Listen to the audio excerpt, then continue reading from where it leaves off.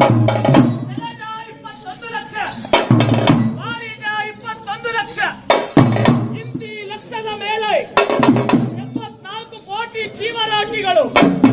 ಆ 84 ಕೋಟಿ ಜೀವರಾಶಿಗಳಲ್ಲಿ ಕೊನೆಯದಾಗಿ ನಾವು ಮಾನವರಾಗಿ ಹುಟ್ಟಿದ್ದೇವೆ.